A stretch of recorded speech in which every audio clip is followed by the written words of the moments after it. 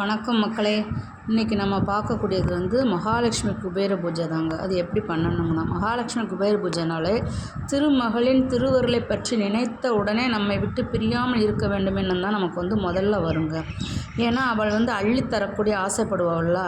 அதனால் அந்த கொடுக்க வந்த அலைமகளுக்கு கருணை மிகுந்தாலும் நமக்கு பெற்றுக் கொடுக்கறதுக்கு நமக்கு தகுதி இருக்கணும் பார்த்தீங்களா. அந்த தகுதி எப்படி வரணுங்கிறத பற்றி தாங்க. செல்வ அனைத்துக்குமே முதலாளி அம்மா யாருன்னா மகாலட்சுமி தாங்க.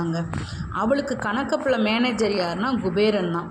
இந்த குபேர பூஜை செய்கிறது எப்போ நல்லதுன்னா, ஐப்பசி மாதத்தில் குபேர பூஜை பண்ணுறது ரொம்ப சிறப்புங்க.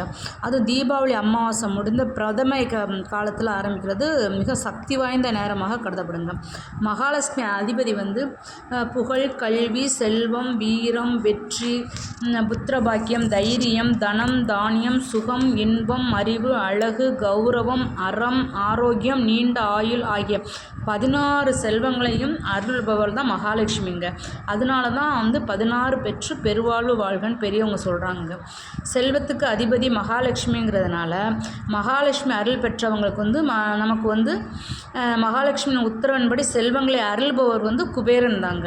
இந்த பார்வதி தேவியின் கருணையினால் தான் இழந்த கண் பார்வை பெற்ற குபேரன் சிவபெருமானின் அருளால் வடதிசையில் அதிபதி என்ற பதவியும் செல்வத்தை வழங்கக்கூடிய அந்தஸ்தையும் குபேரன் பெறுகிறாருங்க.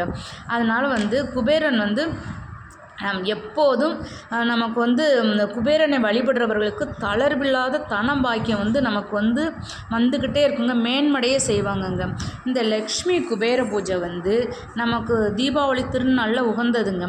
இது சித்திரை மாதம், வைகாசி மாதம், ஆனி, ஆவணி, கார்த்திகை மாதங்களில் பூரட்டாதி நட்சத்திரம் வர்ற நாளில் பூஜை செய்கிறது மிகுந்த பலனை கொடுக்கும்னு சொல்லுவாங்கங்க. அந்த வியாழக்கிழமை அன்னைக்கு மாலை 5 மணிக்கு மேலே குபேர தீபம் ஏற்றி லக்ஷ்மி குபேரனை நாமம் சொல்லி வழிபட்டு வந்தால் மிகுந்த பலன் கிடைக்குங்க. நீங்களும் வியாழக்கிழமை தோறும் மாலை 5 மணிக்கு குபேர தீபம் ஏற்றி குபேரனை வணங்கி மகாலட்சுமியும் குபேரனோட ஆசியும் பெற்று பெருவாழ்வு வாழ வேண்டும். மீண்டும் ஒரு நல்ல பதிவுடன் உங்களை சந்திக்கிறேன். நன்றி.